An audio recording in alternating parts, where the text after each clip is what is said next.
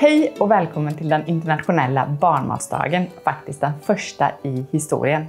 Målet med den här dagen är att sätta fokus på barnmat. Och målet med detta eventet idag är att du som förälder och du som jobbar med barn ska få både kunskap och inspiration till att känna dig tryggare när det kommer till barnmat. Vi har med oss massa spännande föredragshållare idag, både från Norge och från Sverige. Jag ser verkligen fram emot att få dela den här dagen med dig. Så i studion så har vi med oss allmänläge Stig Bruset. Du har varit läge 34 år och de sista 10 åren jobbat på en tvärfaglig klinik tillsammans med psykologer, ernäringsterapeuter och annan hälsopersonal. Du har skrivit flera böcker om hälsa och kost och är en populär föredragshållare i Norge. Och så råkar du vara min svärfar. Så du har ju träffat otroligt många föräldrar genom dina år som läkare. Ja, det har blivit någon tusen konsultationer med barn, och när det gäller mat så syns jag det är särskilt 2 teman som föräldrarna strävar med och önskar mer information om. Det ena det är vad är bra mat för mitt barn. Det andra är mitt barn reagerar på enkelte matvaror. Kan det vara allergier, intoleranser? Det brukar vi en del tid på, och det är ett viktigt tema. Ja, och det är ett spännande tema. Jag tror det är många föräldrar som just lurar på detta. Så det kommer vi komma tillbaka till senare. Och vi ska också prata om ekologisk mat tillsammans lite senare. Men först, innan vi drar igång programmet idag, så tänkte jag att vi ska ta en liten introduktion i hur vi har hamnat här. För att det är ju första gången som vi har detta eventet. Så jag ska börja med att introducera mig själv och vägen till att vi kände att det är ett behov för en sån här dag. Så Malin Bruset heter jag. Jag är naprapat och ernäringsterapeut och jag har 2 barn, Ronja och Isak. Och när jag fick Ronja för snart nu 9 år sedan så blev jag ganska chockad över hur lite kunskap det var kring barnmat. Både på BVC hälsostation men också runt hos föräldrar. Och också någonting jag kände lite grann på själv när jag fick barn. Och jag önskade att sprida budskapet egentligen om hur enkelt det kan vara med barnmat, men också hur viktigt det är. Så jag började skriva på en bok. Och så halvvägs i processen så fick jag med mig dig, Stig. Och resultatet blev den lilla barnmatbibeln som kom ut i Norge i 2016.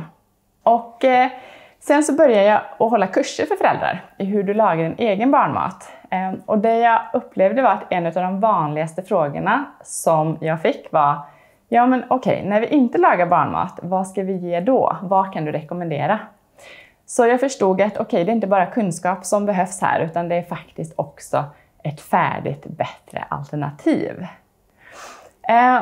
Så jag bestämde mig för att göra någonting åt det och startade Grogro i 2018. Det tog lång tid att komma ut på marknaden, så det var först nu i november som vi lanserade i Norge med färsk och kallpressad barnmat. Och vi lanserade i Sverige nu i februari. Så det är alltså färsk barnmat som står i kylen, precis som den mesta utav våran vuxenmat gör.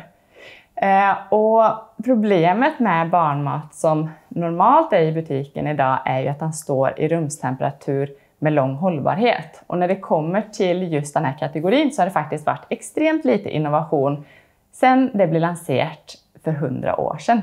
Så både hundmat och kattmat har haft en större innovation än barnmat. Så det var på tiden. Så nu önskar jag tillsammans med Grogro att sätta fokus på barnmat och lyfta egentligen kunskapsnivån bland oss alla. Och därför så introducerar vi den här dagen. Så nu så närmar det sig med att sätta igång med första föredragshållaren. Och det är föreläsare Ann Fernholm.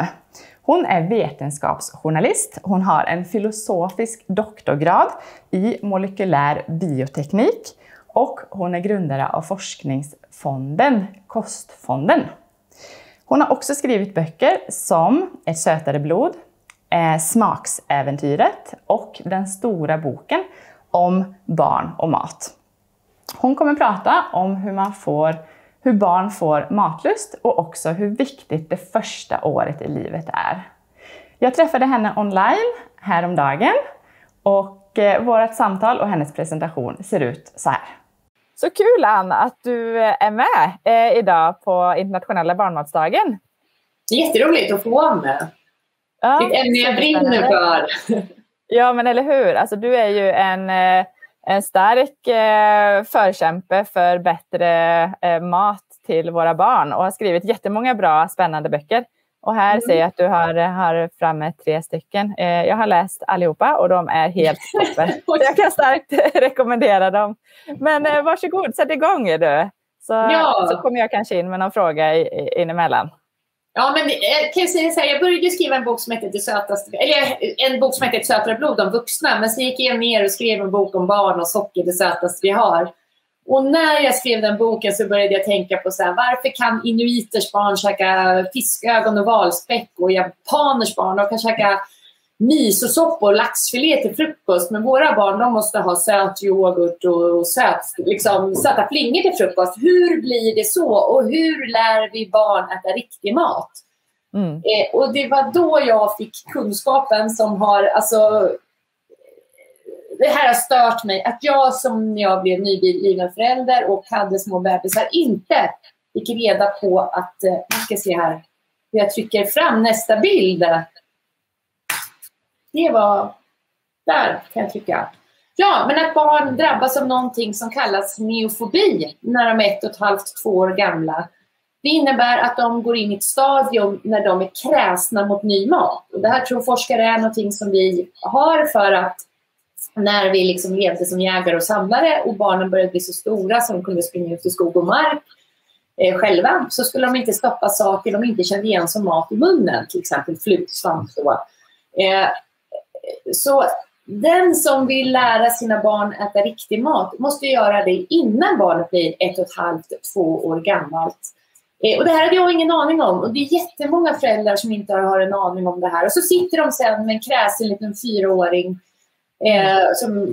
och undrar, vad ska jag göra nu? Hur ska jag göra? Och då är problemet att det är lite för sent. Uppförsbacken blir mycket brantare om man börjar lära barnen att äta mat för sent.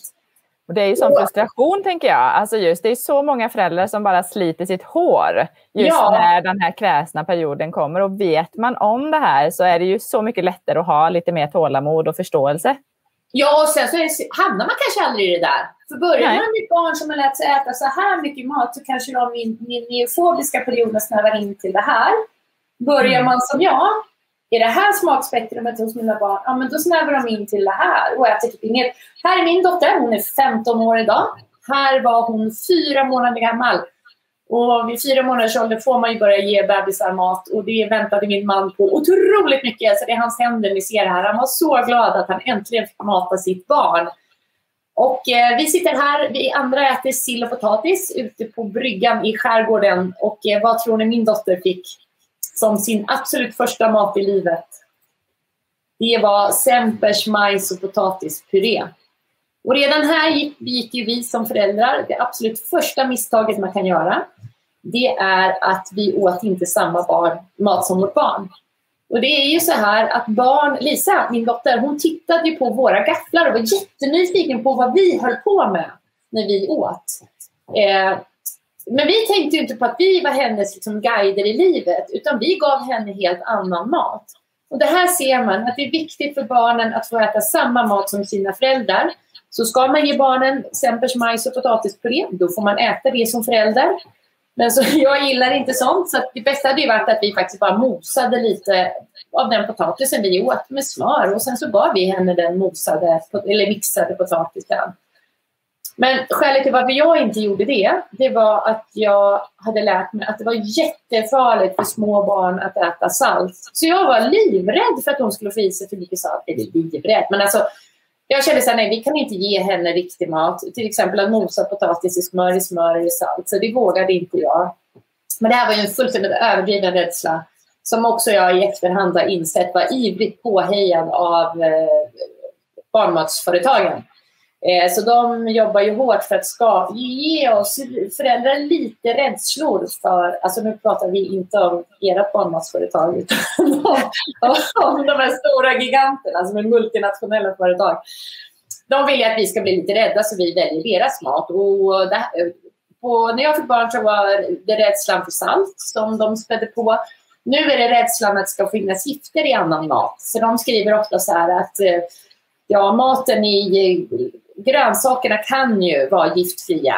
Men våra grönsaker är mycket bättre kontrollerade. Våran mat, liksom, den har inga gifter i sig. Och så tänker vi så, gud, kan de grönsaker vi köper vara farliga för barnet? Men så är det ju inte, utan all mat i Sverige är extremt välkontrollerad. Så att man kan ge sitt barn det mesta utom några få saker. Och där har Livsmedelsverket en lista som man kan lära sig. Så tips nummer 2 här är, var inte för rädd överhuvudtaget. Utan tro att ditt barn kan äta många former av mat. Och det där, om jag får komma in där med saltet, så är det ju, alltså salt är ju, vad ska man säga, mängden salt är ju baserat på kroppsvikt. Så att det är ju liksom behovet och hur mycket man kan ha är ju mer som vuxen för att vi väger mer. Men som barn så är det ju mindre, men det är fortfarande en del. Man är ju också mindre. Så att, och då ska man säga så här, det jag har landat i är att barnen kan äta mat som salt från början. Till exempel, i Italien till exempel så har man parmesanost i spädbarnens mat. Där varnar man inte alls för salt på samma vis. Barnet kan äta oliver, det kan äta sill, det kan äta liksom mat som är salt. Men man ska inte salta extra den mat man själv lagar. Och framförallt inte i onödigt mycket salt, för det är en smak man lär sig. Så att, det är ett gott tips, låt bara smaka alla former av mat, men salta inte den mat du lagar själv. Det är min slutsats. Ja, men här är min dotter återigen. Ni ser här, liksom, hon kämpade för att försöka nå fram till min mat. Hon ville verkligen äta den. Hon visade mig på alla sätt och vis att hon ville smaka på olika saker. Men här, när jag och min man, vi är ute på en seglats. Lisa, hon är nog 5 månader gammal. Vi käkar lite skinka och potatissallad till lunch. Vad fick hon, min kära dotter, smaka? Hon fick smörgåsrån och gurka.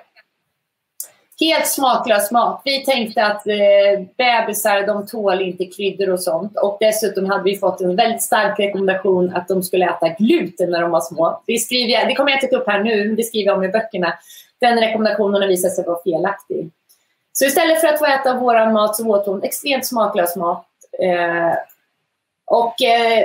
Mitt nästa tips är att inte bara ge barnen smakrik mat, utan också faktiskt att variera smakerna. Och här har man gjort ett försök med 3 olika grupper bebisar. Där alla fick börja att äta morotspre dag 1. Det här var barn som inte hade ätit mat tidigare.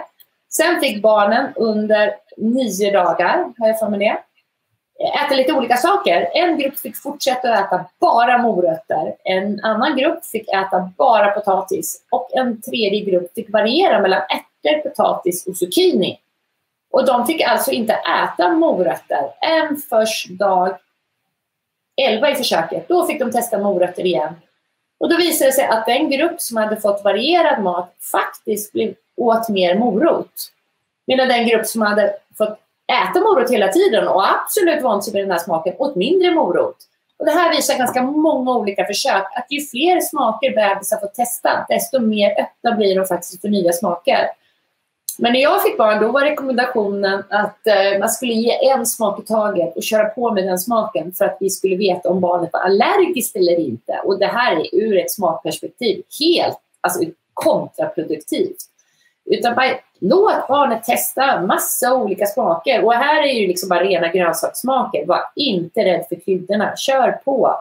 Låt barnet utforska världen med sina smaker. Och här var också dag 12 i försöket så gav man barnen för första gången kyckling. Och då åt återigen barnen som hade fått varierade smaker mer än de andra 2 grupperna. Och det finns flera liknande försök som tyder på detta. Tips 4. Det är att när barnet spottar ut maten, när det kommer tillbaka igen, så ska man försöka minst 8 gånger till att ge samma mat. För min dotter spottade ut maten, då tänkte jag så här: oj, det här gillade hon inte.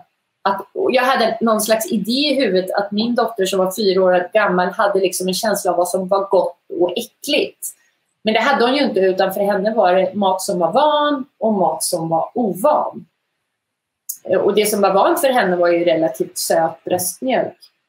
Så det forskningen visar är att om man ger bebisar mat, eller här är ett försök där föräldrar fick liksom välja en puré. Jag tror bebisarna var 7 månader och föräldrarna fick välja en puré som barnen bara hade spottat ut. Det här var i Frankrike, så då hade ju föräldrarna till exempel testat jordärtskockspuré. Det är ju kanske inte som svenska föräldrar provar. Men det hade de gjort här.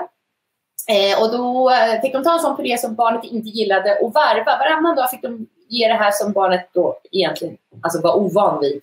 Och sen fick de varva med en puré som bebisen tyckte om. Och här ser ni, här är purén som bebisen från början åt mycket av. Och här är purén som bebisen sakta men säkert vande sig vid. Så när barnet hade fått 8 smakportioner av den här purén så hade 48 av 49 bebisar börjat äta mera. Vissa började äta mera redan efter andra smakportionen. En del krävde 6, 7, 8 smaktester. Men det som händer är att när bebisen har vant sig med en smak, då sitter faktiskt den vanan i ganska många månader sen ser man när man har gjort försök. Förmodligen är det flera år om man återkommer till de här smakerna. Men de smaker som barn har vant sig vid, det fortsätter de ofta att äta. Superspännande alltså. Ja. Och sen det som jag redan har sagt, tips 5, alltså var inte rädd för smakerna, kör på, öva olika smaker, och det som inte finns med här på bilden som jag borde ha med är ju olika kryddor. Ha i basilika, koriander, timjan, rosmarin, våga ge barnet smaker. Ha i senap, en förälder som jag har kontakt med, hennes bebis som tycker det är jättegott med senapsdressing på sin mat. Ja. Och som ni ser här nere är jordnötssmör, ägg, fisk och tahini som är senap eller sesamfröpasta. Och det här var någonting som jag fick lära mig när jag fick barn för 15 år sedan då. Det var att man skulle undvika allergiframkallande mat. För om barnet slapp äta allergiframkallande mat så skulle man skydda barnet från allergier. Och det här har man ju nu visat faktiskt var helt fel. Och den hypotes som nu existerar i forskarvärlden, som jag skriver om i mina böcker, det är faktiskt det att när barn får ner maten i magen, då har immunförsvaret chans att lära sig känna igen den maten som okej. Men däremot tycks det vara så att när de får in mat via huden eller andas in damm av mat, då finns det en risk att immunförsvaret reagerar med en allergi. Då finns det till exempel studier som visar att den gamla hedliga idominsalvan till exempel hade tidigare jordnötsolja i sig som en del av den. Och det finns många andra bebiskrämer och så som har haft jordnötsolja i sig. Och då ser forskare att om man har haft det för att smörja eksem på bebisar, då ökar man faktiskt risken för allergier 7 gånger. Det är 700%. Så att man tror att grejen är att när man får in allergiframkallande mat genom huden, då är risken att man utvecklar en allergi. Men får du ner den i magen, då ökar chanserna att du skulle börja tåla maten. Så att de rekommendationer jag fick, det var ju helt kontraproduktivt återigen. Ja. Inte vetenskapligt grundat tyvärr. Och sen som jag sa för... Vad sa du? En fråga bara där angående, är det ett visst fönster som du då rekommenderar att man introducerar de här allergenerna eller så? Ska man börja liksom från första maten eller ska man vänta? Ja, alltså där finns ingen bra forskning ännu på att liksom titta på olika tidsaspekter, men det som forskningen visar är nog att ju tidigare desto bättre. Desto lägre risk är ju att barn ska hunnit få in de här allergiframkallande maten genom huden istället. Så att mosa gärna liksom jordnötssmör och banan och ge till din 3-4 månader, eller vad säger jag, 4-5 månader gamla bebis. Och i Stora boken om barn och mat så intervjuade jag en allergiläkare som brinner för det här. Och hon berättade också att till exempel om barnet reagerar på ägg, typ om man ger barnet lite äggröra, då så kan man baka ägget i form av en muffins, för då ökar chanserna att barnet faktiskt ska tåla ägget. Så då kan man ta muffins, och då självklart inte sötade muffins utan någon form av matmuffins, och ge barnet. Och då ökar chansen att barnet sen ska börja tåla ägg. Så när man får ner i magen så är det bättre. Och det var faktiskt en förälder som hade testat det här som mejlade mig och sa att barnet tålde ägg efter ett tag. Tålde muffins, hade inte tålt ägg, tålde muffins, började äta muffins och sen började tåla äggröra och sånt också. Så det är fantastiskt. Det kan man ha, och pannkakor till exempel kan man ju göra liksom bara med just ägg och kanske bananer och havre. Pannkakor tror jag, det är liksom, ju mer rå. Pannkakor kanske du steker lite för lång tid. Muffins bakar du länge i ugnen så det ska vara liksom hård. Alltså ägget ska vara väldigt jag förstår. Så det är en poäng liksom, att det ska tillagas lite längre så det blir snällare. Pannkaka och nästa steg är äggröra. För äggröra kan det ju vara ganska mycket liksom, som inte är ordentligt. Ja, just det. Men det är bra tips. Tillagat. Och sen finns det ju en trend då med att allting ska vara naturligt och man ska ha naturliga oljor och så till bebisar och det är säkert bra, men undvik att använda oljor som kommer från mat som lätt ger allergier, till exempel jordnötsolja och sesamolja. Då är ju till exempel kokosolja, det är ju få som är allergiska mot kokos, det tänker jag är bättre. Där finns det ingen forskning, det är bara vad jag hade valt att göra om jag hade fått barn igen.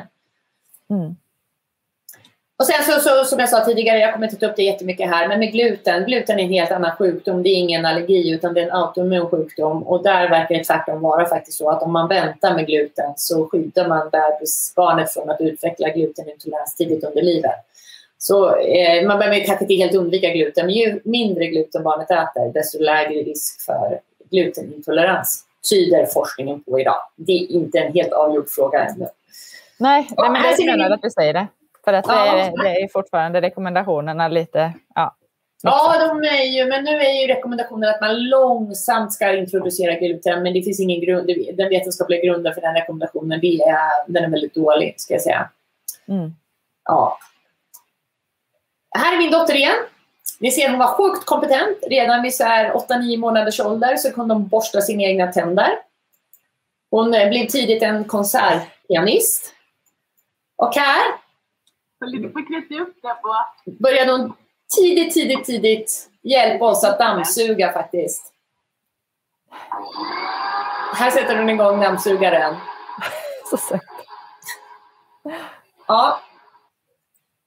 Men när de skulle äta, då var det jag som tog kontrollen. Då skulle vi mata henne och det var liksom någonting som vi tänkte att hon inte riktigt klarade själv. Och jag kan tänka, det här nyfikna barnet som hon var, att det var så otroligt dumt av oss. Eller vi tänkte ju inte ens på det, vi var helt enkelt inte tillräckligt kunniga. Och det forskningen visar att om man har ett barn som har utvecklats normalt, då får man jättegärna gå över till hela bitar mat redan.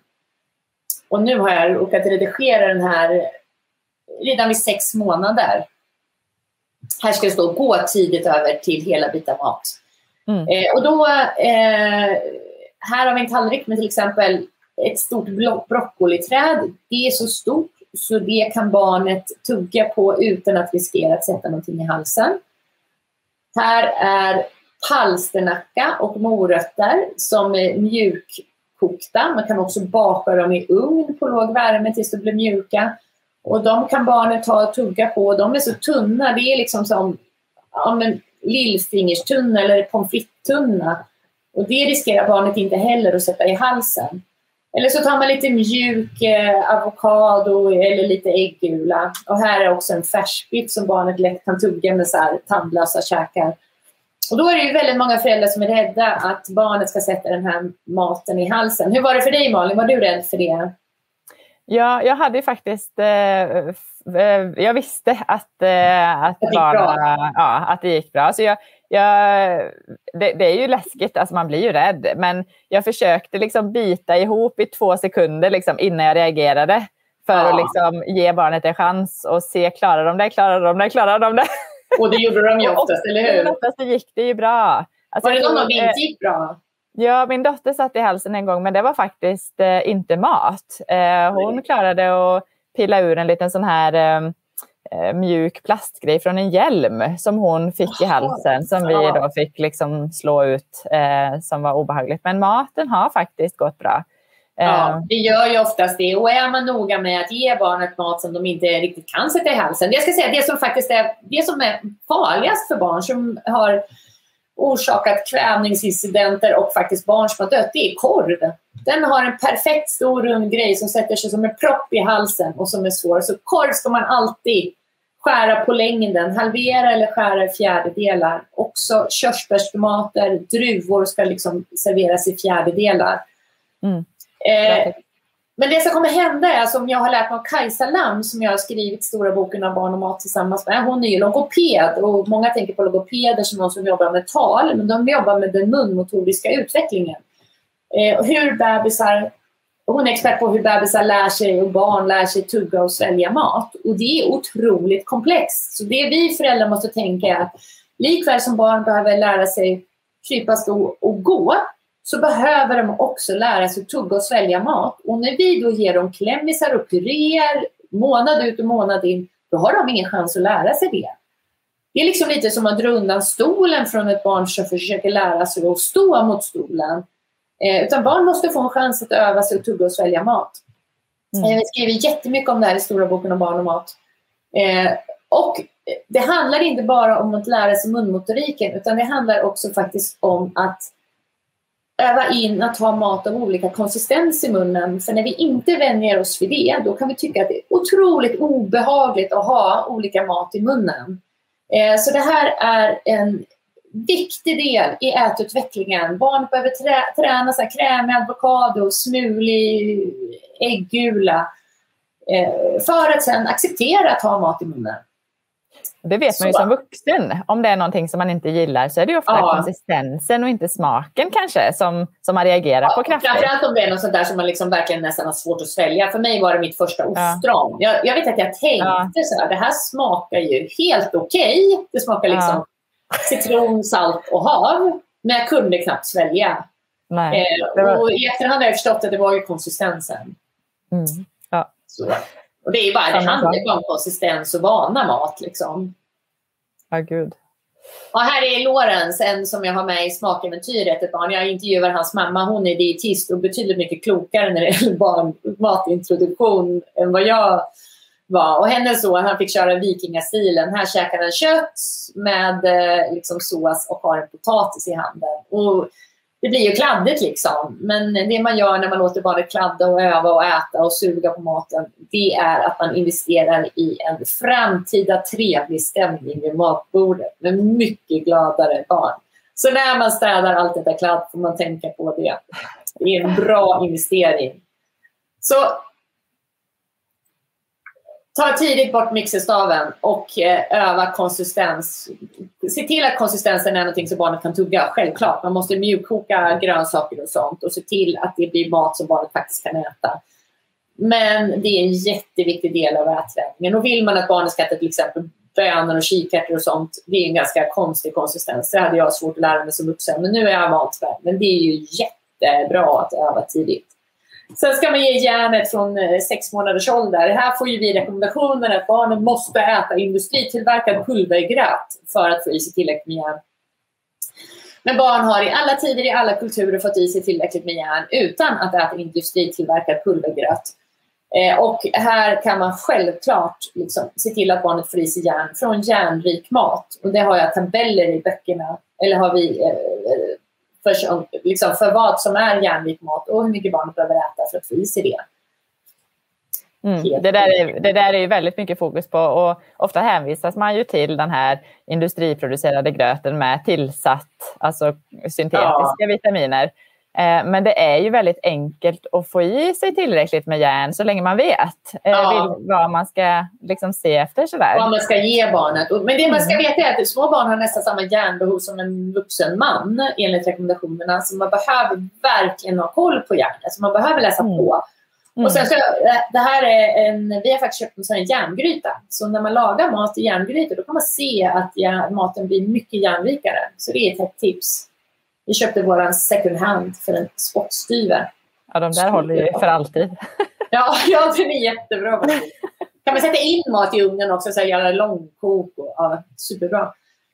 Ja, så här är de viktigaste punkterna i hur man lär små barn äta mat. Jag bröt mot alla de här. Men man ska ge barnet riktig mat, den man äter själv gärna. Eller om man ger barnet något annat så ska man smaka på det själv så man äter samma mat som barnet. Man ska variera maten dag för dag, låta barnet testa många olika smaker. Om barnet spottar ut maten så ska man bara öva den smaken om och om igen tills det är en vansmak. Man ska gå över till hela bitar tidigt, öva konsistens och munmotorik. Och sakta men säkert faktiskt göra bitarna hårdare och hårdare så barnet får öva styrkan i käkarna. För det är en viktig del för att kunna tugga. Det är att faktiskt få möjlighet att träna käkarna. Och sen är det en annan sak som vi inte har pratat om än. Det finns ingen barnsmak.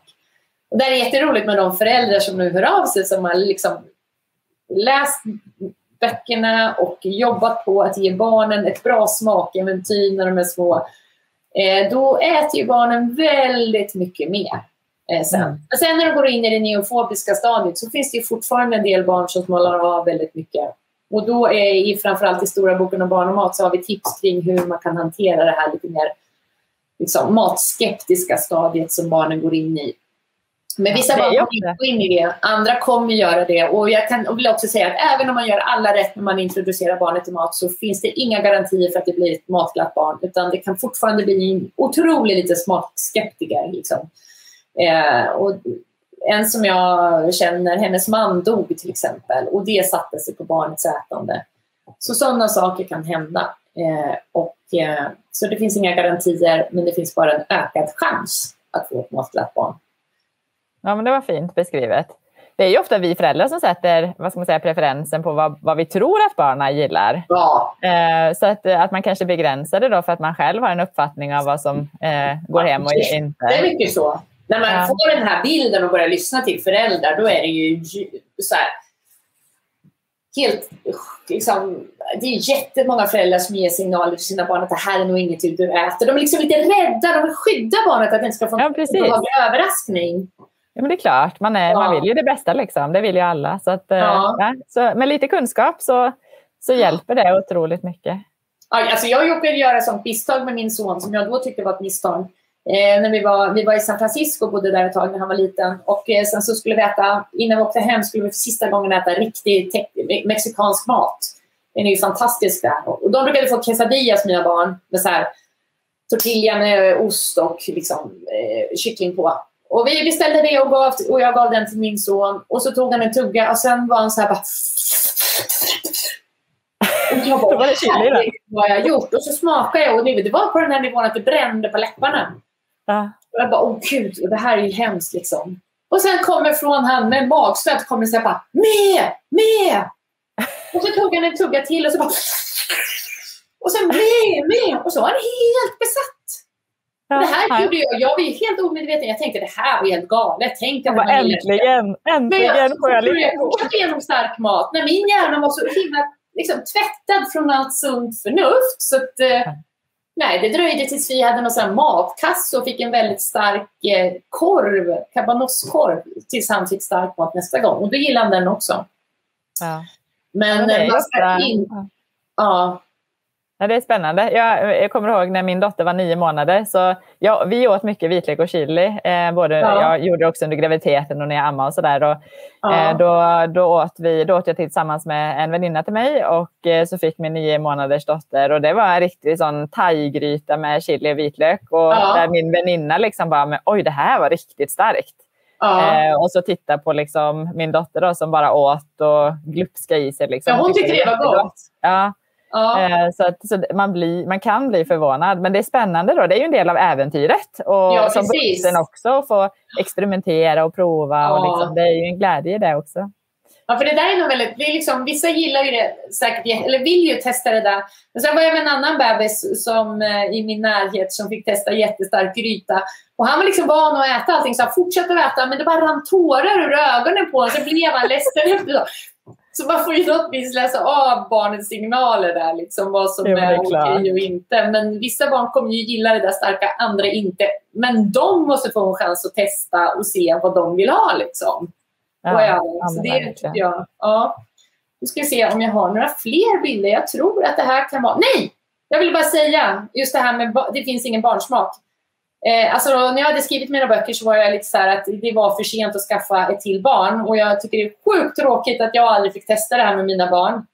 Men när jag hade skrivit klart böckerna så skulle jag träffa en liten Lawrence. Nej, förlåt, det var inte Lawrence. Det var Oliver som var 9 eller 10 månader gammal. Och det var nyår, hade precis varit nyår. Så jag gick så långt bort ifrån Vällinghyllan som möjligt och hittade hummer på extrapris. Så jag gjorde fänkålsgratinerad hummer till honom. Och här är hur han reagerade.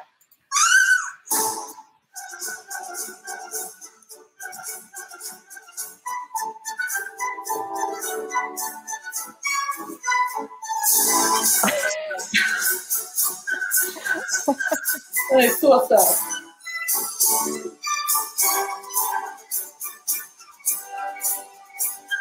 Jag kan säga att det blev helt tomt på tallriken. Jag hade ju verkligen tänkt att jag också skulle få smaka lite av den här maten. Men han åt upp precis allting själv. Så att man ska inte underskatta barns smaklökar utan faktiskt låta dem testa massa olika former av mat. Så härligt. Det var en fantastiskt fin avslutning måste jag säga på föredraget. Oj, vänta nu. Ja, så det var allt. Det var, jag hoppas att det kan inspirera. Tack så jättemycket, Ann. Jag tror att det är väldigt många som har tagit med sig mer än en kunskap härifrån idag. Och jag har också lärt mig lite. Så superspännande. Tack för att du tog din tid och för att du bidrog till den internationella barnmatsdagen. Tack så jättemycket. Tack. Det här har ju varit otroligt spännande just med introduktion, men också allergener och allergi. Så det tänkte jag vi ska fördjupa oss lite mer i. Och Ann, hon säger ju här då att man ska introducera allergener ganska tidigt för att kroppen ska tränas genom munnen och tarmen. Så vad är din erfarenhet med allergier och barn, Stig? Min erfarenhet går jo så langt tilbake at man ga råd om å holde seg unna alt man kunne reagere mot. Og da så man jo at barna ikke fikk tilvendt seg og ble bedre. Vi vet at forekomsten av allergi er størst mellom 1 og 3 år. Og når man begynner på skolen, så har over halvparten blitt bedre. Kroppen har en fantastisk evne til å tilpasse seg, og den tilpasningsevnen, den trener man ved å gi små mengder av ting, selv om barnet kan ha reaksjoner mot det. Eller så blir det alt for restriktive diett, og vanskelig liv i forhold til en familie også. Så om man har ett barn som reagerar på någonting, så ska man då vänta en period innan man provar igen, eller ska man ge lite och ofta för, som du säger, att barnet ska vänja sig? Jeg tenker at man skal gjøre det ganske ofte, men små mengder. Og så se på barnet, for barnet skal ikke ha så kraftige reaksjoner at det blir negativt. Men bittesmå reaksjoner, det blir som en type vaksine eller desensibilisering da. Träning liksom. Men gäller detta alla allergener? Nei, det er noen unntak, fordi det er noen veldig kraftige reaksjoner som kan være farlige for helsa til barnet. Det er for eksempel gluten til de som har cøliaki. Det er de som har kraftig allergi mot peanøtter, nøtter og kanskje egg, som reagerer så de blir syke av det. Og hvis man er i tvil, så synes jeg absolutt da skal man snakke med en lege eller en ernæringskundig person for å få råd, for dette er vanskelig å styre selv også. Ja, men precis. Ja, nej, det är fint att få råd när man som förälder har en reaktion, för det är inte så lätt att tyda alltid. Nej, det är inte det. Man kan få någon hint hvis föräldrarna har för exempel cøliaki i familjen, eller någon är väldigt allergisk, så kan man vara obs. Och så kan man också tänka på, och det är viktigt att hvis barnet har en väldigt kraftig allergi mot för exempel hund eller björk, så kan det inträffa något som heter kryssallergi. Og det betyr at hvis man da sier, oi, vi kan ikke ha hund, vi skal for oss en katt i stedet. Ja. Det er ikke noe godt forslag, ikke sant? Og kryssallergi er at hvis man har en allergi mot bjørkepollen, så kan man kanskje reagere mot epler og gulrøtter og andre ting også, så man skal være obs på tarmen. Selv om man har luftveisallergi også. Ja, just det. Ja, det är ett komplext tema. Det är det. Så det är fint att få lite hjälp. Och så är det vanskelig att testa barn før de är i hvert fall 2,5 år. For testene våre krever at immunsystemet får liksom opparbeidet reaksjon da, som vi kan måle. Ja, det så til å begynne med så må man observere og få en mistanke, og så gå videre med den og teste ut. Just det. Men det viktiga är ju att man som förälder faktiskt reagerar och får hjälp. Absolut. För att det är ju trots allt relativt vanligt med de minsta. Ja, men det är superspännande med allergener och allergier. Nu ska vi gå vidare till nästa föredragshållare, och det är jordmor, barnmorska Sara Wik. Hon jobbar också på hälsostation och BVC, och hon kommer dela sin erfarenhet med att ge råd på hälsostation till föräldrar. Hon kommer också prata en del om dåligt samvete och ge sina bästa råd hur man som förälder kan hantera detta. Jeg har jobbet som jordmor på store sykehus som Bergen, og jeg har også jobbet i Ålesund og i Volda. Men nå jobber jeg i svangerskapsomsorgen, det vil si at jeg jobber med gravide. Jeg jobber også litt som helsesykepleier, selv om det jordmor som min utdanning. Og har derfor også en del små babyer og nyfødte familier, som jeg kaller det.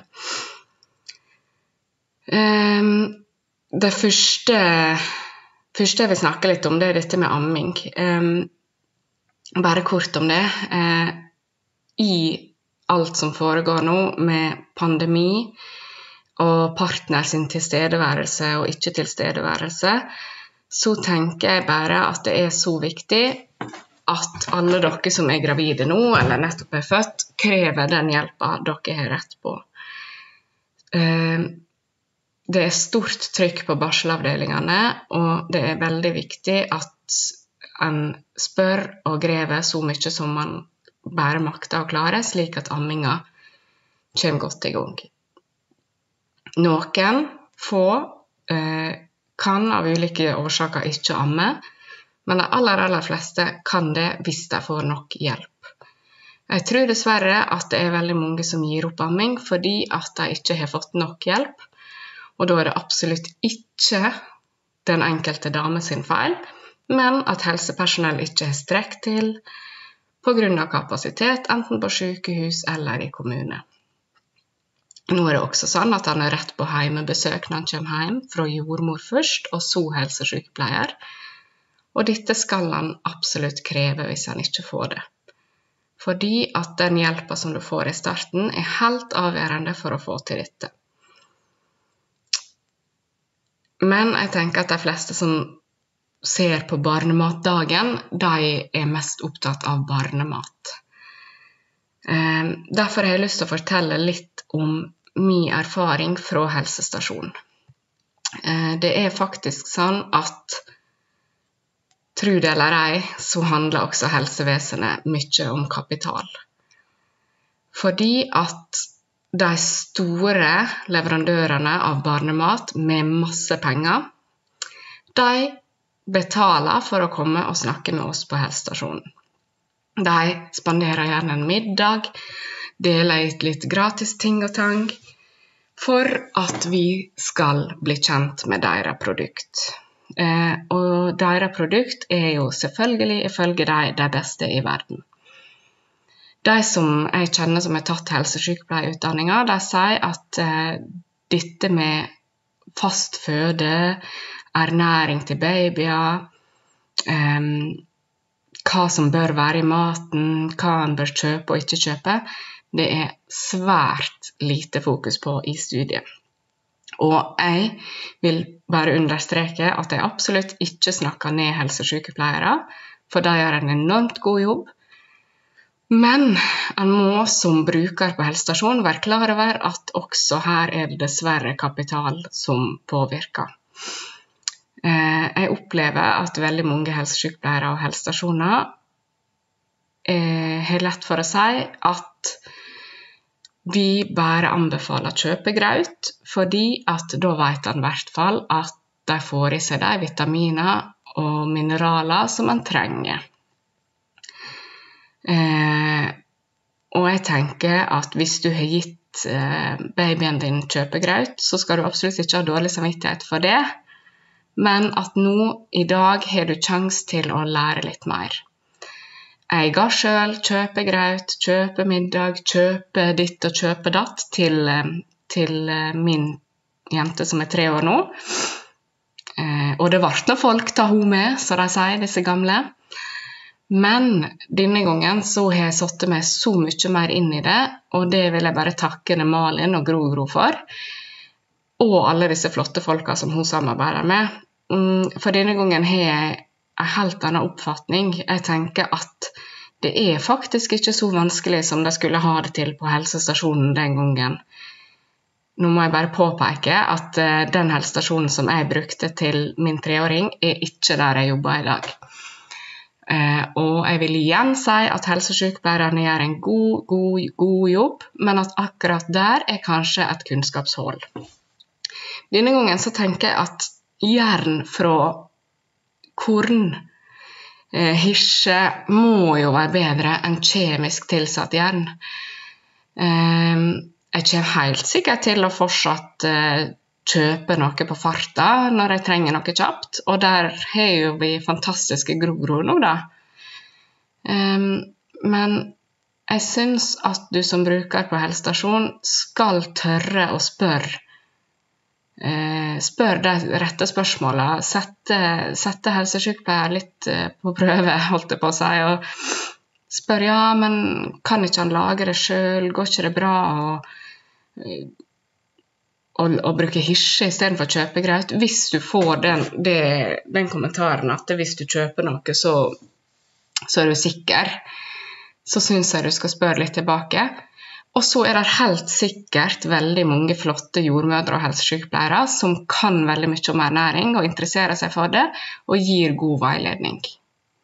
Og så må jeg bare poengtere etter en gang at du skal ikke ha dårlig samvittighet hvis du kjøper noe ferdig, men sett deg litt inn i det, og sett deg litt inn i de ulike leverandørene, og ikke nødvendigvis støtt de største som bruker kapital for alt det er verdt.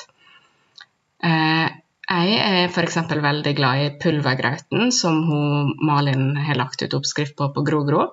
Den er faktisk like enkel som kjøpegraut, fordi du kan lage opp en stor boks med pulver, og så har du den, og så blander du den med vatten eller koker den opp, så er det like lett. Jeg vet at det er mange flotte folk som skal prate i dag, og jeg gleder meg til å høre alt jeg har å si. Jeg har fortsatt veldig mye å lære. Men det var bare min korte erfaring fra helsestasjonen. Jeg kunne si litt om dårlig samvittighet. Jeg har jo hatt noen innlegg om dårlig samvittighet på Instagrammen til Grogro. Og ja, det er jo noe som engasjerer meg veldig, så det kan man gå inn og se der. Både i svangerskapet og i forhold til fødsel har jeg skrevet om dårlig samvittighet, men også da i barseltider. Så jeg ville bare gi noen enkle tips i forhold til det. For mange har dårlig samvittighet. Selv om vi vet at ingen er perfekte og ingen strekker til, så går denne dårlige samvittigheten. Det er akkurat som den kommer når ungen kommer ut. Nei, egentlig, når ungen blir laget inn i magen, så bare, dårlig samvittighet, velkommen inn i mitt liv. Her er du, og her skal du være. Og så tenker han, jeg burde lage all mat fra båten, jeg skulle vært en bedre partner, jeg burde ikke kjøpt godteri i dag, hverken til meg eller 3-åringen. Jeg burde ha mindre skjermtid, jeg burde huske på disse D-vitamindråpene, jeg burde ditt, jeg burde datt. Det som er med dårlig samvittighet er jo at det faktisk er en av våre grunnfølelser. Det vil si at den også har gode funksjoner, fordi at den motiverer oss mellom annet for å gjøre opp i relasjoner, og den motiverer for å ta tak i ting. Men denne følelsen skaper også et tankekjør, selvkritiske tanker, og den setter hinder på livskvaliteten vår. Så jeg har noen tips for å takle dårlig samvittighet. Jeg tenker at når du kjenner på, i dag ble det Grandis til middag, altså. Så går du inn i den dårlige samvittigheten, og så reflekterer du over det. Hvorfor har jeg dårlig samvittighet nå? Trenger jeg å ha dårlig samvittighet nå? Eller har jeg bare alt for høye krav til meg selv? Og den viktigste tingen her som jeg prøver å gjøre hver gang jeg kjenner på dårlig samvittighet, det er å tenke hva du ville sagt til bestevenninna di nå. For hvis bestevenninna mi kom til meg og sa at i dag har vi Grandis til middag, stakkars ungene mine, jeg er jo verdens dårligste mor, så hadde jeg sagt, herlighet, skjerp deg. Det teker deg ingen skade til, det går helt fint. Det viktigste var at du var snill og grei. Så gå litt inn i det, og sett deg selv litt på sidelinja, og vær de beste venninne. Og så synes jeg at du skal prioritere. Si at du har 10 ting du har dårlig samvittighet for, og 10 ting du tenker du burde gjort. Så går du gjennom det, skriv det gjerne ned, visualiser det, og så prioriterer du. Du prioriterer det som er viktigst, og det du har tid til, og så bestemmer du deg for at Resten skal jeg faktisk ikke ha dårlig samvittighet for, så vekk med det. Kjenn etter når den dårlige følelsen kommer, og tenk, ok, nå kommer dårlig samvittighet igjen, men jeg trenger ikke å la den påvirke meg. Og det hjelper faktisk av og til å bare fysisk gjøre sånn, gå vekk, vil ikke ha deg der. Og så det så viktig at du prioriterer deg selv. Jeg kan ikke få sagt det nok, og jeg kjempedårlig på det selv som mamma, men prioriter deg selv og dine behov. Og hvis du gjør dette, hvis du snill med deg selv, så vil du helt ubevisst fortelle deg selv og hjernen din at du verdt det, og du fortjener å ha det bra, og venn hjernen din og deg selv til at du trenger omsorg. Og så leit etter enklere løsninger som like bra. Fordi det går an å kjøpe superbarnemat, finnes på markedet nå, gro, og du kan kjøpe deg fri fra husvask. Det har jeg valgt å bruke penger på, men for all del, der finnes enklere løsninger uten å bruke penger også. Men leit etter enklere utveier, spør etter hjelp, strekk ut handa di og si, nå trenger jeg faktisk hjelp. Fordi det helt lov, og de aller fleste blir bare glad for å hjelpe. Håper at dere tar med dere noe til dette her, og at dere får bedre samvittighet. Hej då! Sara, hon tog faktiskt kontakt med mig efter att hon vägledde en förälder som frågade om ett recept, en uppskrift som vi hade lagt ut. Och då tog hon kontakt för att lära sig mer, vilket är en fin och spännande approach, tänker jag. Men det jag reagerar på här är ju att hälsostation och BVC har så pass lite egentligen kunskapsbas.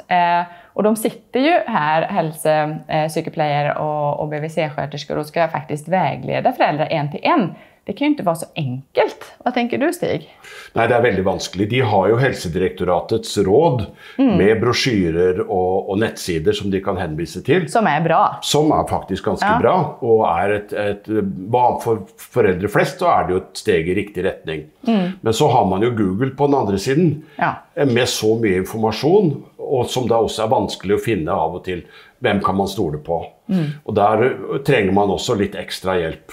Men min dröm hade ju varit hvis hver kommune hade en ernäringsfysiolog som man kunde lene sig på också och få råd.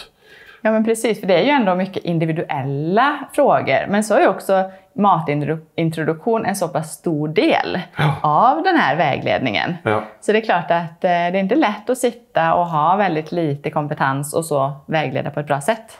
Nej, för Helsedirektoratets råd och de offentliga råd är ofta baserat på en hel population, mens föräldrarna sitter med sitt barn.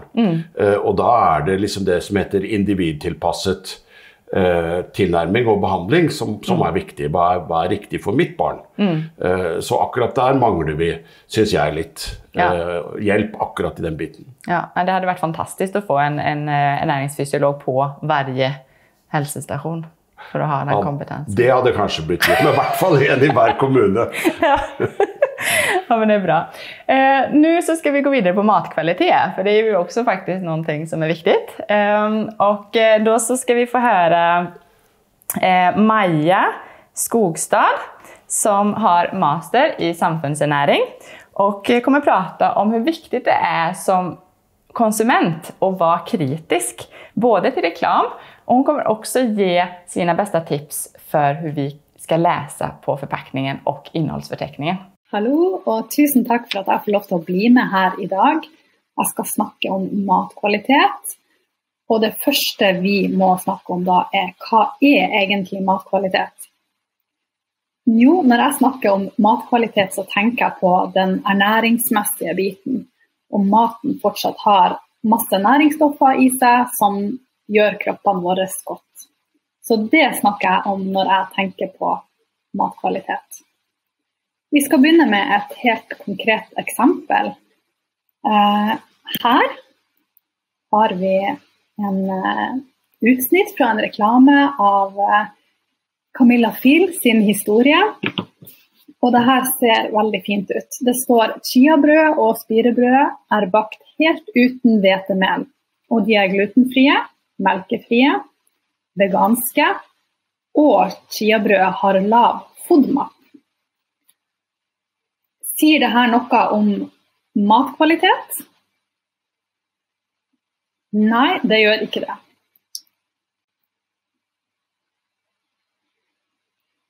Så går vi videre til å se på emballasjen. Her det samme chiabrød. Det fra Pure Foods. Norsk flagg oppe i hjørnet der, som du kan se. Bakt med surdeig, står det. Kalsium, vitamin D, 6,3 gram kostfiber. Også en sånn fri for runding. Det ser veldig sunt ut. Det står også at det bakt med surdeig. Men sier det her noe om matkvalitet? Nei, det gjør ikke det. Så tar vi en titt bak på pakken. Begynner vi kanskje å nærme oss da om vi kan si noe om matkvalitet. Der står det kalorier, type fett, karbohydrater, kostfiber, protein og salt. Men heller ikke dette sier noen ting om kvaliteten på maten, og om den har en helsefremmende effekt på oss eller ikke. Så hva det egentlig som sier noe om kvaliteten på maten da? Jo, det først og fremst produksjonsmetode. Vi har utrolig mange forskjellige prosesser i fabrikken som påvirker kvaliteten på maten. Og dette dessverre veldig vanskelig for oss som forbrukere å få innsyn i, for det står jo ikke hvordan maten har blitt produsert på pakken ofte. Av og til så kan det stå at det kaldpresset, for eksempel.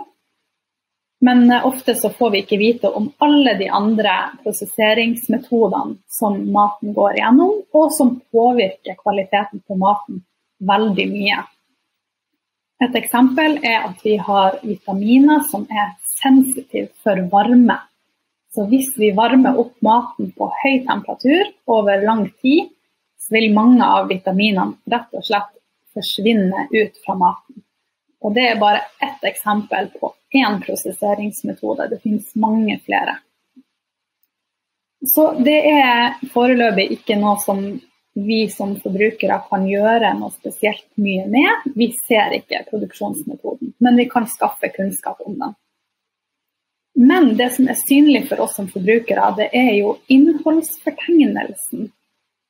Og innholdsfortegnelsen sier mye om matkvaliteten. Der kan du se etter om maten har et høyt innhold av råvarer. Råvarer mat som ingredienser, og ikke mat som har ingredienser.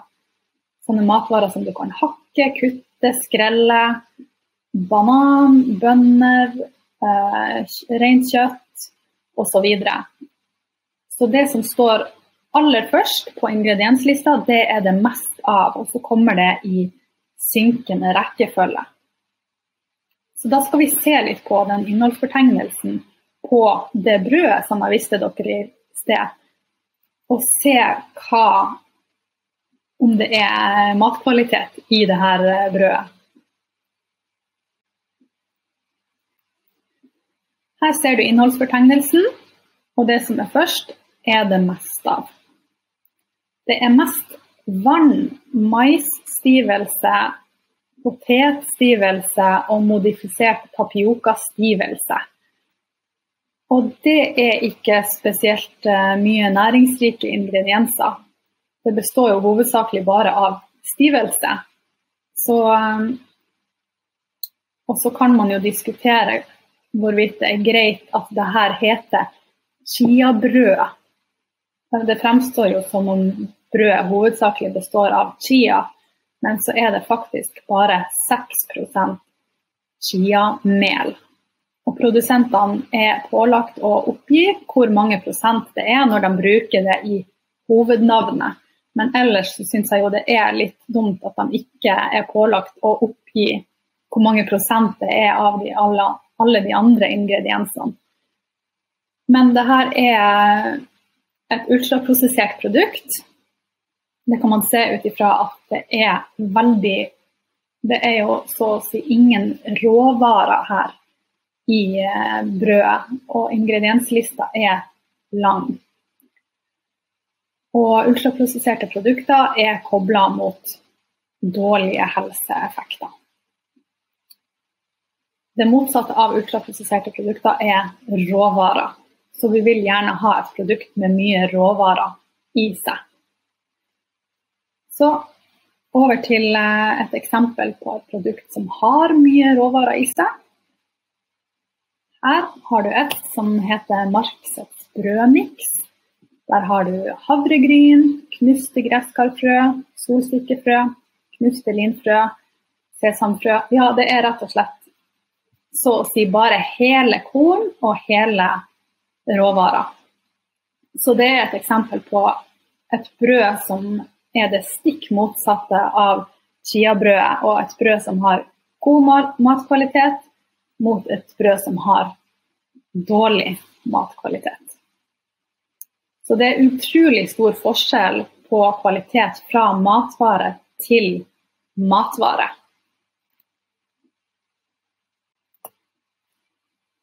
Så mitt største ønske at du som forbruker begynner å se på ingredienslista på matvarene når du på butikken. Og produksjonsmetode, hvis du klarer å skaffe deg kunnskap om det. Og så det også viktig at vi skeptisk til markedsføring av produkter, for ofte det sånn at det de ultraprosesserte produktene som markedsføres aller mest, fordi det mest penger å tjene på. De inneholder ofte mye fyllstoff, og det veldig billig for matprodusentene, mens det råvarer som faktisk koster mye penger. Så vær skeptisk når du ser at det intensiv markedsføring av et produkt og helsepåstander som vitamin D, kalsium, frifor, proteinrik, zero, og så videre. Da skal du være ekstra skeptisk, for da kan det være et ultraprosessert produkt med dårlig matkvalitet. Begynn heller å se på ingredienslista når du på butikken. Jeg oppfordrer deg spesielt til å se på for eksempel mellombar, som markedsføres som en nøttebar. Ta en titt på ingredienslista, så vil du se at det absolutt ikke en nøttebar. Og så kan du se på ingredienslista til kjøtterstatningsprodukter. Så tror jeg at du kommer til å få deg en liten aha-opplevelse. Så det var det. Hvis du har lyst til å vite mer om hva som gode matvalg, så kan du følge meg på Ernæringsmamma på Instagram eller på Barnematbyen. Tusen takk for meg. Ha det! Matkvalitet otroligt spännande tycker jag, och det ju också just produktionssättet ju otroligt viktigt och något av det största problemet med barnmat idag. Jag brukar försöka, alltså jag tänker i dagens samhälle så det inte så lätt och sunt förnuft räcker inte alltid till. Så jag brukar säga att välj så mycket mat som möjligt som lagat av naturen och inte av oss människor i fabrik. Men det ju såklart en extrem generalisering. Så när vi pratar om just matkvalitet så också ekologisk mat kommer in på temat. Och jag upplever att i Sverige så tror de flesta att ekologiskt bäst. Men här i Norge så det inte riktigt lika tydligt och klart. Så Stig, vad skulle du säga? Det verkligen viktigt att välja ekologiskt? Jeg synes man skal gjøre et bedre valg for sine barn, eller man gjør det når man velger økologisk. Norge dårligst i Norden på å kjøpe og produsere økologisk mat. Man snakker om hva bevis og har vi av forskning. Forskningen viser at økologisk mat inneholder mindre sprøytemidler og tungmetaller, altså ting som ikke skal være i maten, mer av naturlige antioksidanter. Så på mange måter så det sunnere, men det også vanskelig å leve 100% økologisk, så man må ikke la det bli et for stort stress. Nej, för det är inte alltid att det går att få tag på heller. Och någon gånger så är det ju ganska dyrt också. Ja, og da tenker jeg man må velge økologisk der man kan, og det er praktisk. Og man bør også vurdere å se på hvilken matleverandør av matkasser har økologisk. Mange har jo det etter hvert også, da blir det litt lettere. Da slipper man å kjøre innom flere butikker. Ja, men precis. Och jag tänker speciellt när det kommer till små barn som ibland äter väldigt ensidig kost, i perioder i vart fall. Jag kommer ihåg min son, han vill ju bara ha mango och banan typ i 3 veckor. Och då tänker jag att då är det kanske extra viktigt och välja ekologiskt där man kan. Ja, helt riktigt. Och sån är ju barn, inte sant? Och det vet vi ju. Och det är ju helt normalt, men just att de har sina utvecklingsperioder. Så att det inte blir för mycket då. Men det är viktigt för folk att huska på, syns jag, att när man går i en butik så kommer man inte in i ett tillfälligt landskap. Där är det folk med hög lön och utbildning som har designat en djungel hvor man må komma sig igenom, och det står chocksäljare med Coca-Cola 3 for 1, ikke sant, og de usunne matvarene står ved kassan, ikke sant, når barnet begynner å bli slitent og skulle ha noe. Så det har vi upplevt alle sammen, tror jeg. Ikke sant, det kjenner vi igjen. Så det viktige er, spis før du går i butikken, gi barna mat, skriv handleliste, prøv å holde deg til den handlelisten, og sjekk innholdsfortegnelsen i matvarer, fordi den gir veldig nyttig informasjon. Ja, men det är gott tips alltså. Nej, nu tycker jag det är dags för lite praktisk matinspiration. Så jag ska ta mig till köket och visa hur du kan laga din egen färska välling. Och välling är ju väldigt populärt, så nu så ska vi se hur vi kan laga den färskt. När jag kommer tillbaka sen så kommer vi ha en ny gäst här i studion, och det är en vegetarentusiast och kokbokbestseller, Hanne-Lene Norup Dahlgren, som har skrivit en skikkelig digg kokbok 1 och 2. Så nu tackar jag dig, Stig, för att du tog dig hit idag och har bidragit med din kompetens och erfarenhet. Så har du lust att avsluta nu med att dela dina bästa tips till familjer som väljer att äta mest vegetariskt, så ska jag gå in och förbereda mig i köket. Tack. Når det gjelder vegetarkost så finnes det forskjellige grader av strenghet fra overhodet ikke animalske produkter, som er vegankost, eller at man bruker egg- og melkeprodukter, og alt derimellom. Generelt vil jeg si at hvis man bruker melk og egg i kostholdet, så er det veldig lite problemer. Utfordringen kommer hvis man skal leve 100% uten animalske produkter. Da kan det bli for lite vitamin B12 og vitamin D og jod, og det kan bli noen ganger litt lite kalsium også.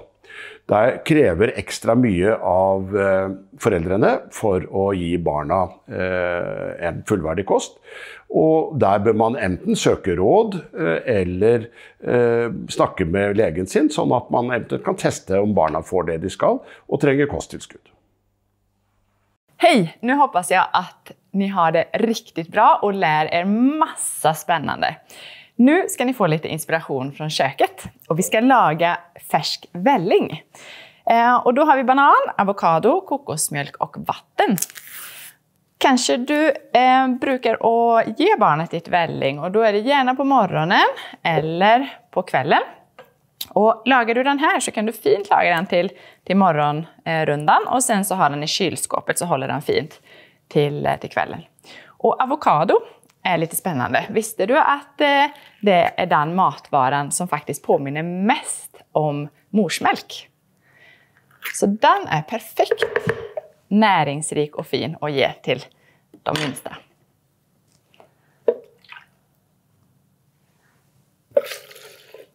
Så, då bara mixar vi detta och sen så är det färdigt.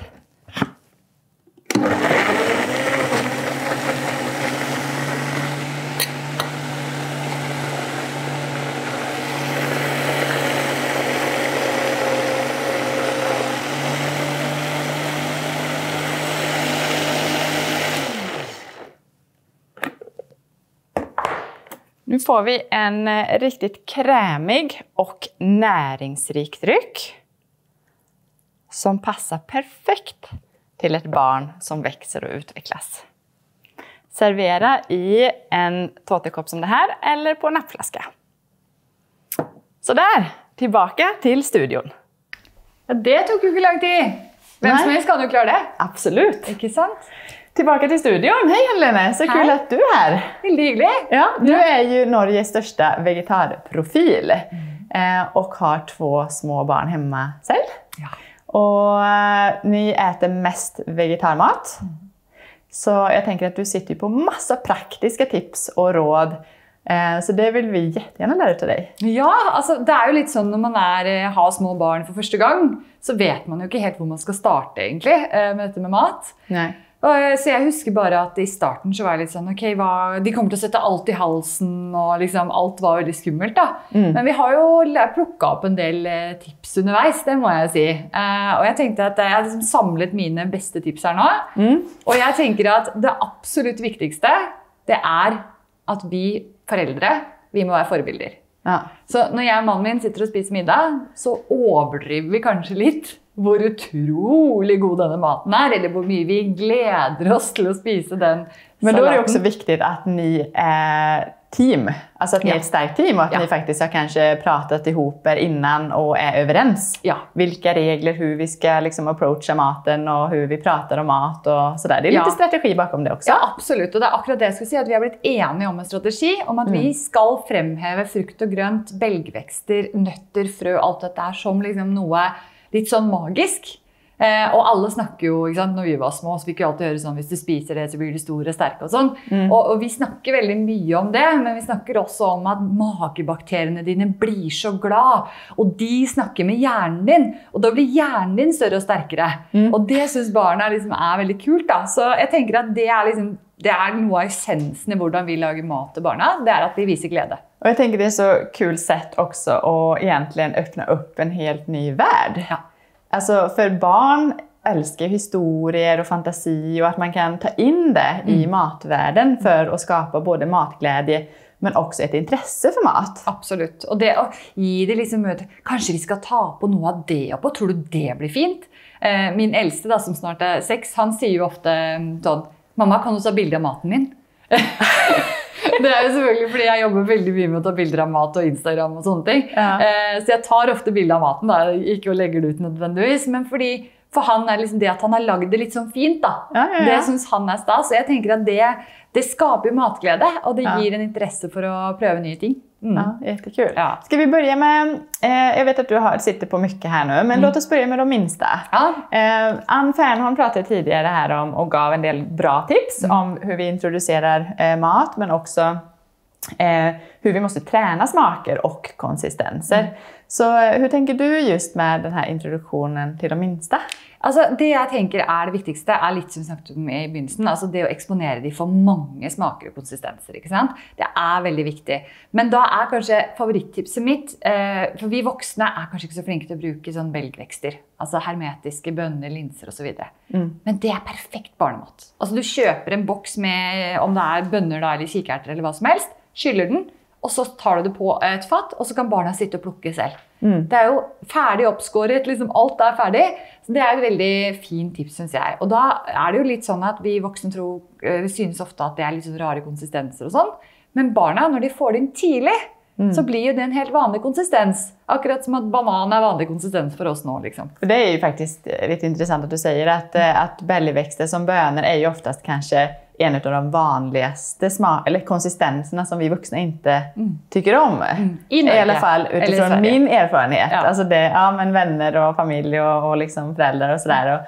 Och det du inte gillar själv det tar emot kanske och så ger till sitt barn.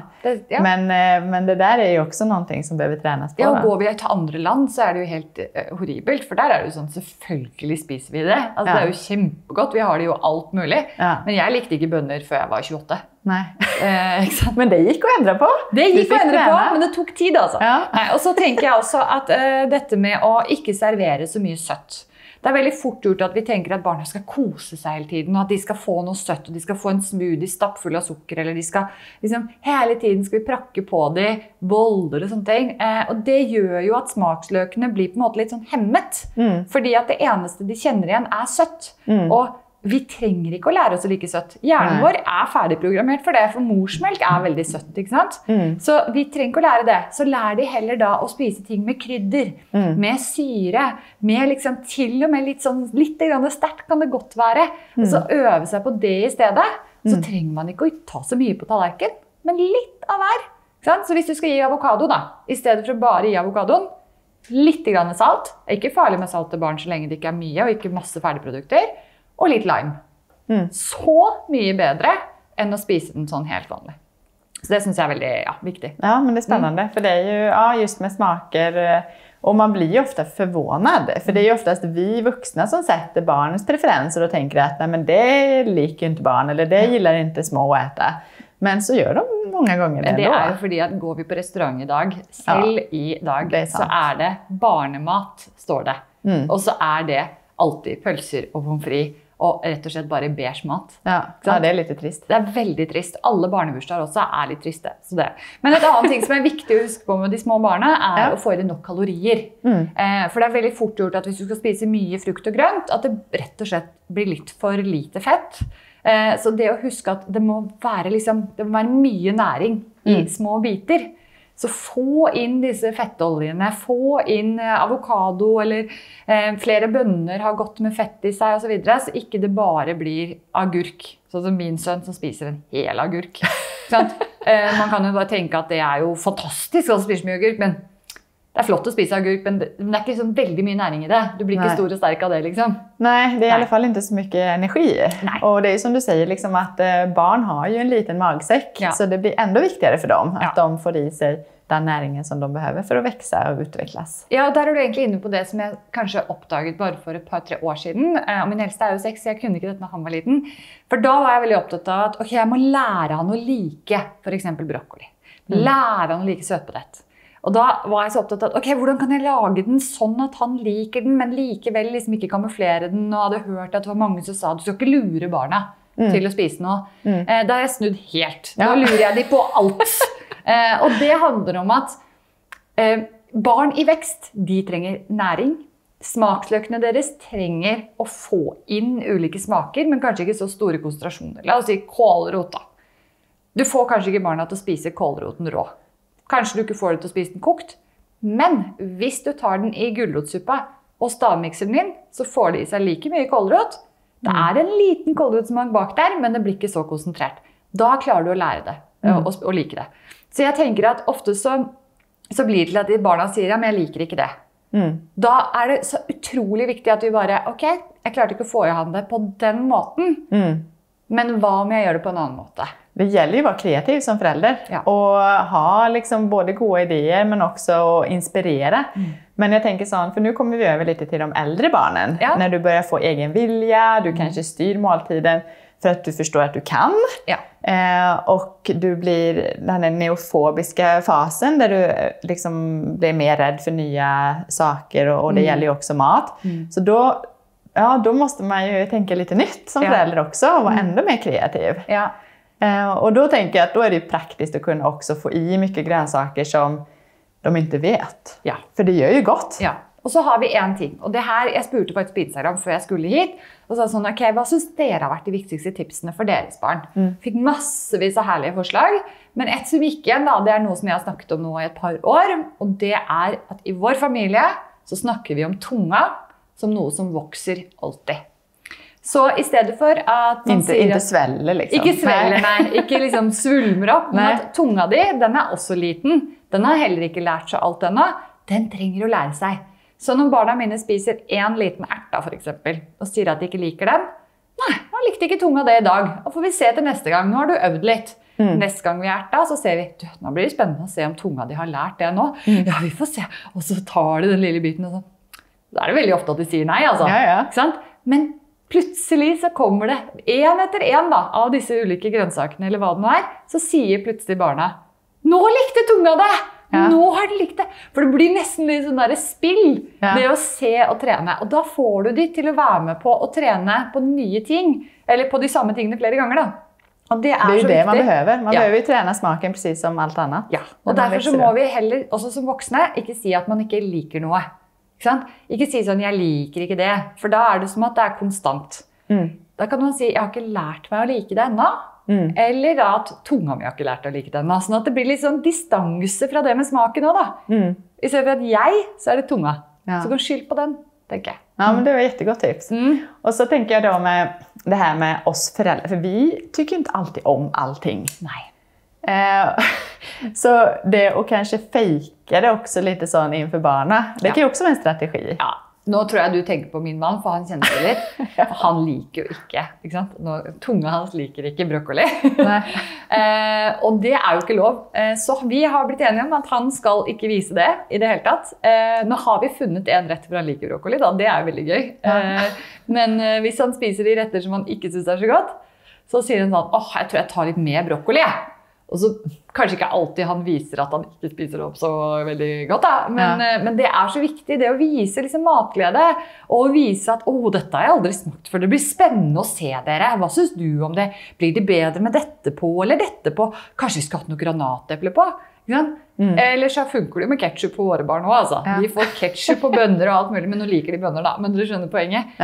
Men det at vi voksne går foran som et veldig godt eksempel på å faktisk vise matglede, det tror jeg det viktigste for barna i oppveksten. Ja, och då blir ju också måltiden så mycket trevligare tillsammans som familj. Och att man äter tillsammans och liksom delar det äventyret på ett sätt. Ja, och jag kom på en ting till. Min äldste, han har ju lärt det att han får lov till att si, jag liker ikke. Nej. Men han får lov til å si, dette var ikke min favoritt. Ja. Og det så mye koseligere, ikke sant? Ja, det kommer jag ihåg min dotter när hon var liten. Hon bara, mamma, jag älskar inte det här. Ja. Ikke sant? Det lite hyggeligere. Ja, men det litt det der å lære de at vi skal liksom ha litt respekt for dette. Dette var ikke min favoritt, men jeg smaker likevel, sier Tage da. Og så får han lov til å ikke spise opp. Det helt i orden hvis ikke han liker den erten da. Og han har smakt det 3 ganger før og smaker 1 gang til i dag. Helt i orden. Og derfor så har vi også en strategi med at middagene, da prøver vi å få inn så mye grønt som mulig. Og hvis de ikke spiser så mye da, så blir de mettet til kveldsmat. Men de får ikke lov til å spise noe annet til middag. Det ikke sånn at de koker pasta fordi de ikke ville spise det som vi serverte. Nei. Og da tenker jeg, da kan man liksom ha ett måltid hvor man i hvert fall tester ut litt nye ting da. Det tror jag bra. Och sen att kvällsmaten ju någonting som du också styr. Och då kan den hellre vara lite extra mättande då, till exempel. Absolutt. Og vi lager jo mye sånne ting som vi har klart i fryseren. Spesielt når barna var litt mindre, så hadde vi ofte sånn pannekake ferdigstekt eller noe. Eller så lager vi quinoa-vafler da, som da med quinoa og havre. Det lager vi hver eneste helg. Og da tar vi ofte, hvis vi har inn et par plater, slenger de i fryseren, og da det perfekt kveldsmat. Og hvis de da får på noe som de spiser veldig mye, peanøttsmør, og så lager jeg chia-syltetøy, som da bringebær, som frosne, som jeg bare tar og koker opp med litt vann. Og så tar jeg på chia-frø oppi der, så får du enda mer næringsrikt syltetøy, og så henger det veldig, veldig godt sammen, så det renner ikke så mye som annet syltetøy. Det bra for alle småbarnsforeldre. Det sant. Og så har du det, smeller det sammen som en sånn liten quesadilla på en måte av vafler. Det jo fantastisk kveldsmat. Kanskje litt banan ved siden av da, men da føler de at de spiser noe helt vanlig, ikke sant? Mens andre barn ville kanskje, oi, det var ikke så mye søtt i det syltetøyet, eller... Men det fordi vi har trent tunga. Ja, men precis. Det ju allt vad man introducerar. Så jag tror det är viktigt som du säger att vänta med den där smaken sött så länge som möjligt. Då gör man sig själv en tjänst också som förälder. Det litt sånn, du trenger ikke å lære barna å like godteri. Nei. Eller softis. Nei, det sant. Det jo ikke noe vits å bruke energi på det. Nei. Superbra, Hanne-Lene. Så mycket bra tips. Tack. Jag tänker nu ska vi gå vidare till nästa talare. Och då det Stine Pedersen Svarte som har en bachelorgrad i ernäring och driver den största medlemsportalen för hemlagad barnmat i Norge som heter Bara bra barnmat. Och hon har samlat de 5 vanligaste frågorna som hon upplever att småbarnsföräldrar har när det kommer till introduktion av mat. Så nu ska vi höra vad hon har att säga.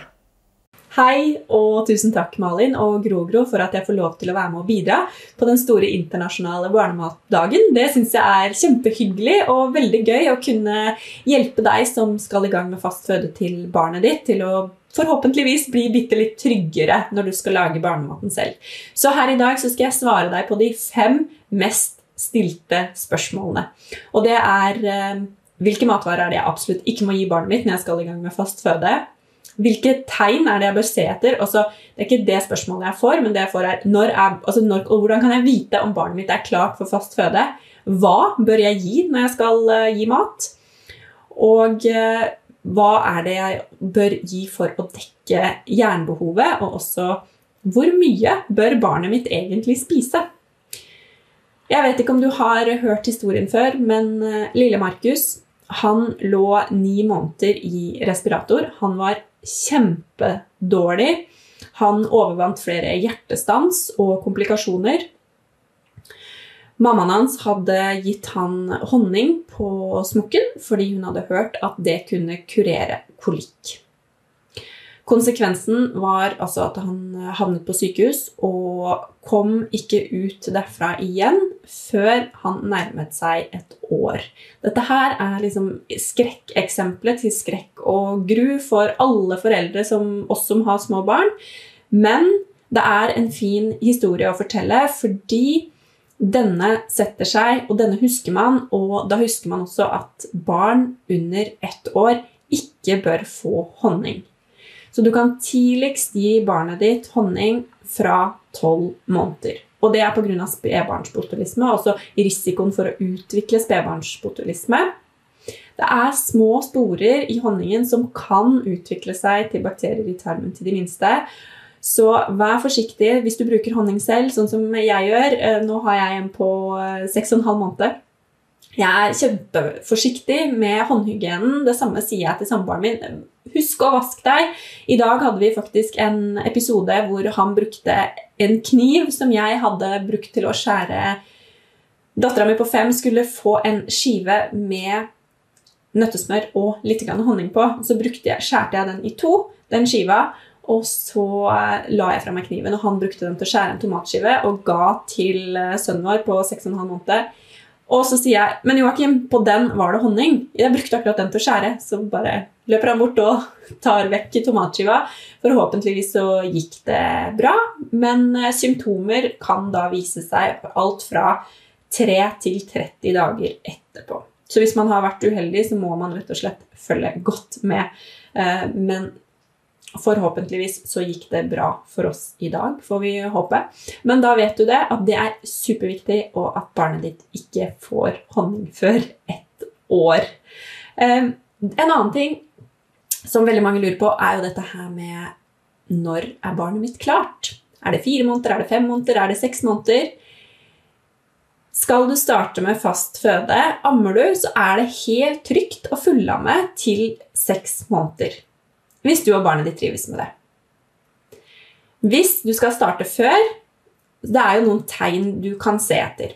Gir du morsmelkerstatning for eksempel, så har jo morsmelkerstatningen kun 1 smak, og det kan være fordel. Forskning viser jo at barn som blir introdusert for ulike smaker, sånn som de blir også gjennom morsmelken. Morsmelken tar jo smak av det du spiser, men den får ikke de barna som får morsmelkerstatning. Så da kan det være lurt, altså de kan ha en fordel av at du starter før. Men barnet må være klart, og det det vi bør se etter. Vi bør se etter tegnene på at barnet ditt klart. Det kan være at barnet klarer å holde hodet, at barnet klarer å vise tegn til at barnet mett, og så snu bort hodet når du kommer med skjea, eller om barnet spiser selv, at barnet begynner å tulle, eller begynner å gråte, som kanskje et litt sent tegn på at det ikke eventuelt vil ha mer mat. Og også dette her med at barnet klarer å plukke opp maten selv, enten med pinsettgrepet. Det kan de utvikle ganske sent, så det ikke nødvendigvis et sikkert tegn, men at de i hvert fall klarer å gripe etter maten og plukke den opp, og så må barnet virke interessert i maten.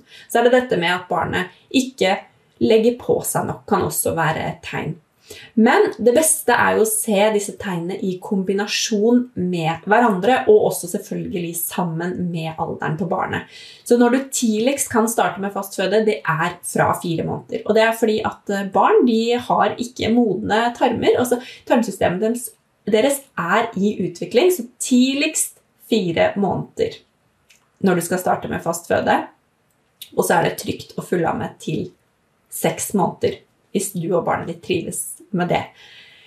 Så når du vet når barnet ditt klart for fast føde, så kan du gå over til matvarer du kan starte med. Og hvilke matvarer det du skal starte med? Det jeg ofte får spørsmålet om fra følgere jo, hvilke matvarer den beste matvaren å starte med? Det akkurat som vi vil ha et sånt fasitsvar på hva som det beste. Og dette her henger jo sammen med det neste spørsmålet som jeg ofte får spørsmål om, hvordan kan jeg dekke behovet for jern? For når du starter med matvarer, så det lurt å inkludere matvarer som jernrike. Og da tenker vi ofte på grøt. At grøt jernrikt, så da bør jeg starte med grøt. Grøt kan være kjempefint å starte med. Du kan lage for eksempel hirsegrøt, som naturlig rikt på jern og glutenfritt. Og da, for å øke jernopptaket, så kan det være lurt å tilsette en C-vitaminrik kilde. Da øker du dette jernet som finnes i korn, som heter ikke-hemjern, da øker du opptaket, for da hjelper C-vitaminen til å bidra til å øke opptaket av jern fra korn eller fra grøten. Så det en kjempefin måte å øke jernopptaket på. Tilsett gjerne litt jordbær, blåbær, all frukt og bær inneholder C-vitamin i varierende grad. Så det veldig lurt å tenke på. I tillegg så anbefales det å bløtlegge, og bare legge grøten i litt vann før du koker den opp, rett og slett. Så det en av matvarene som du kan starte med, som også rike på jern. Men starter man med grøt, selvfølgelig kan du variere toppingen, starter du med grøt, og gir du grøt som flere måltider, at du øker fra 1 måltid til 2, og gir grøt fordi dette jernrikt, og så videre, så klarer du ikke å få til den variasjonen man så gjerne ønsker at barn skal ha. Ikke sant? En variasjon i smaker for at de skal like flere smaker nå, men også i fremtiden. Vi vet at det å eksponere barn for mange ulike smaker tidlig kjempelurt. Så derfor så vil jeg anbefale deg å også gi grønnsaker, frukt og bær, primært grønnsaker, fordi barn har en naturlig preferanse for det søte, så frukt mest sannsynlig vil de like. Så ha fokus på å introdusere ulike grønnsaker, og da det egentlig ikke noe du ikke bør gi.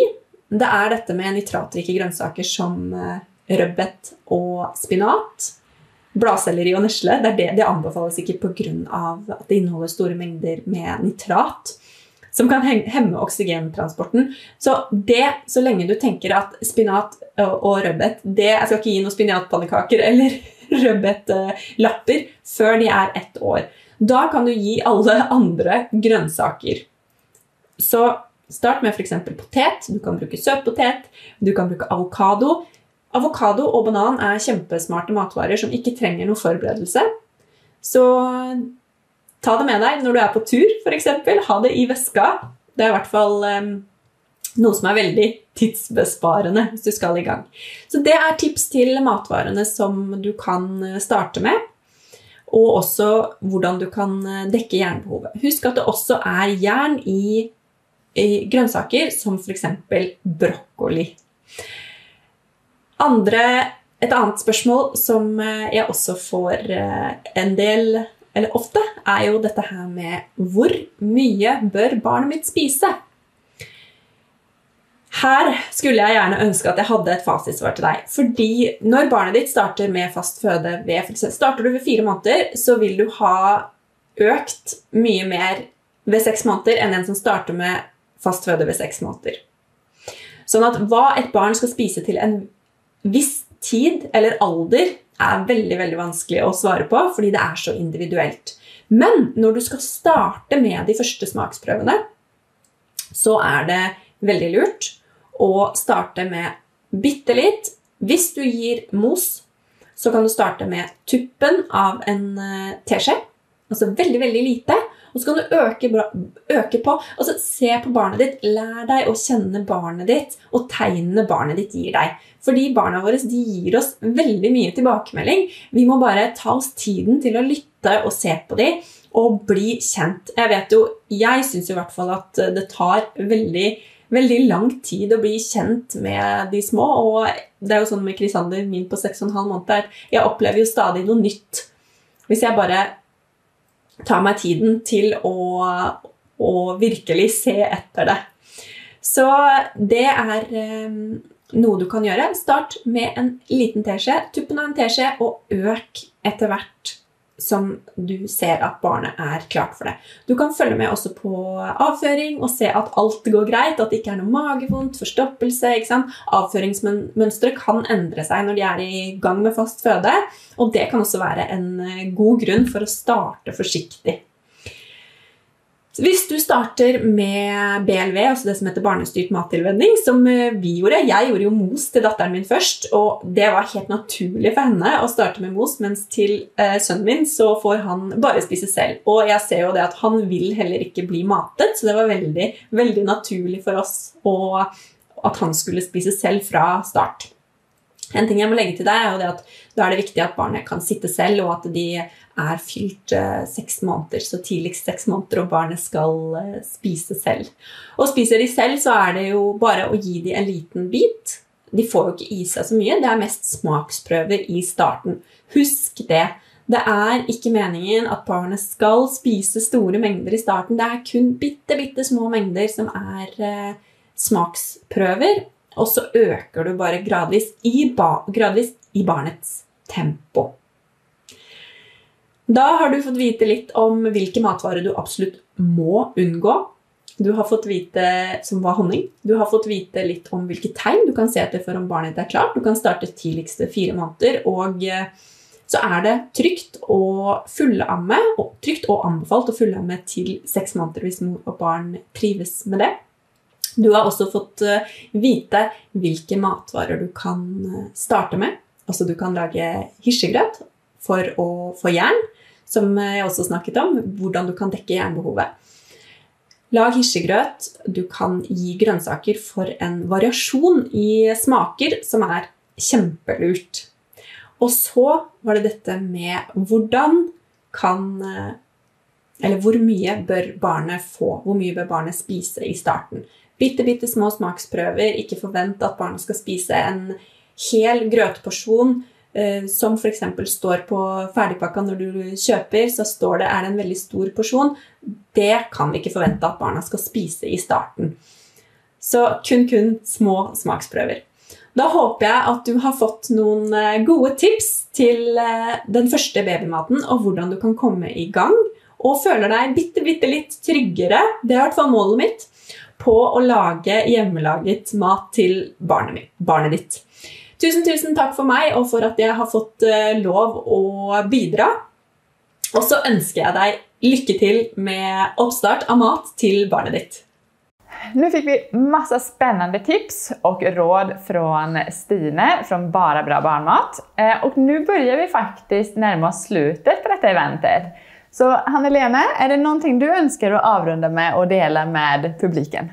Altså, jeg tror kanskje det aller kuleste tipset, som det siste jeg har, det hvis du vet da at I morgen, da skal barna få lov til å bestemme middag. Men så sier du sånn, sønnen min heter Tage da, så sier du, I morgen skal du få lov til å velge middag. Du kan velge mellom denne eller denne retten. Og du får bestemme. Da det selvfølgelig trikset at alle de 3 kjempegode valg, med masse grønnsaker, masse frukt og grønt, alt mulig. Men de får illusionen av å velge. Så jeg tenker at det tror jeg faktisk mitt mest brukte tips. Det var ett bra tips. Tack så mycket, Hanne-Lene. Detta eventet kommer tillbaka igen nästa år, precis som den internationella barnmatsdagen. Så nu hoppas jag att du har lärt dig någonting nyttigt som du kan ta med dig vidare I din vardag med barn. Och har du några frågor, spørsmål som vi inte har tagit upp här idag, eller som du undrar över, så gå in på Facebook-sidan The International Baby Food Day och ställ frågorna där, så kommer vi följa upp och svara.